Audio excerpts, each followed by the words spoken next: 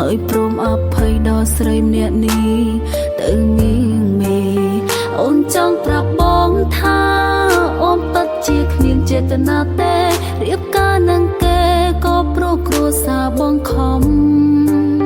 ដឹងទេអូនលួចយំអាណិតជីវ៉ាបងកុំគិតថាអូននេះមិនចេះឈឺអ្នកចាចាញ់ក៏ចេះឈឺចាំដូចបងដែរឈឺព្រោះនៅស្មោះស្នេហ៍តាមណាយតាមបំបាយអងហើយវេលាថ្ងៃស្អែកនឹកគ្នាបានត្រឹមស្រែកយំប្រាប់ម៉ែបេងដងរហែកអោបកែនឹងមកអ្នកចាចាញ់ក៏ចេះឈឺចាំស្ទើរដាញ់ខ្យល់តើមានអ្វីសេសសល់សម្រាប់យើងទាំងពីរយើងសត្រឹមតែរូបថតទុកគ្រាន់រំលឹកអនុស្សាវរីយ៍លើពីនេះសត្រឹមទឹកភ្នែក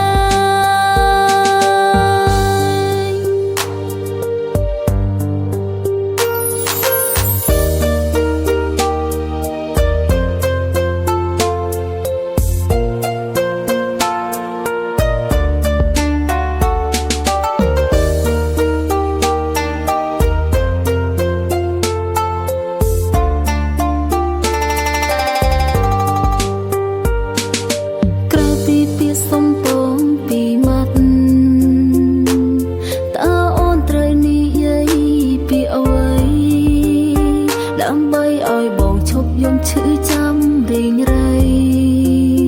ហើយព្រមអភ័យដល់ស្រីម្នាក់នេះទៅនាងមេអូនចង់ប្រាប់បងថាអូនពិតជាគ្មានចេតនាទេរៀបការនឹងគេក៏ព្រោះគ្រួសារបងខំដឹងទេអូនលួចយំអាណិតជីវ៉ាបងកុំគិតថាអូននេះមិនចេះឈឺអ្នកចាចាញ់ក៏ចេះឈឺចាំដូចបងដែរឈឺព្រោះនៅស្មោះស្នេហ៍តាមណាយតាមបំបាយអងហើយវេលាថ្ងៃស្អែកនឹកគ្នាបានត្រឹមស្រែកយំប្រាប់ម៉ែបេងដងរហែកអោបកែនឹងមកអ្នកចាចាញ់ក៏ចេះឈឺចាំស្ទើរដាញ់ខ្យល់តើមានអ្វីសេសសល់សម្រាប់យើងទាំងពីរយើងសត្រឹមតែរូបថតទុកគ្រាន់រំលឹកអនុស្សាវរីយ៍លើពីនេះសត្រឹមទឹកភ្នែក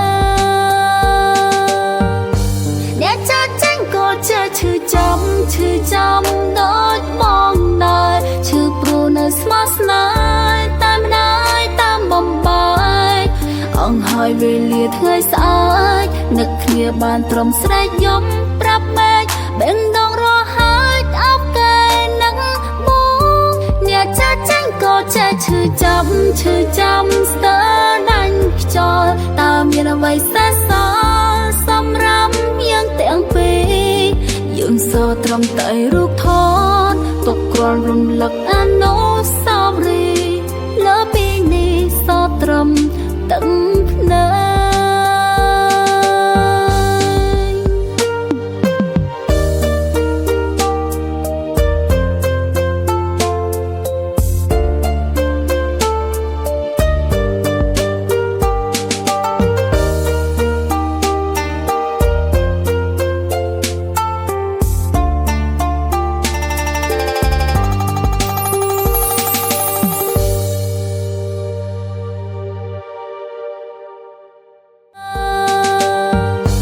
អ្នកចាចាញ់ក៏ចេះឈឺចាំដូចបងដែរឈឺព្រោះនៅស្មោះស្នេហ៍តាមណាយតាមបំបាយ ហើយវេលាថ្ងៃស្អែកនឹកគ្នាបានត្រឹមស្រែកយំប្រាប់ម៉ែបេះដូងរហើយអោបកែនឹងមកអ្នកចាស់ចាញ់ក៏ចេះឈឺចាំស្ទើដាញ់ខ្យល់តើមានអ្វីសេសសល់សម្រាប់យើងទាំងពីរយើងសត្រឹមតែរូបថតទុកគ្រាន់រំលឹកអាណូ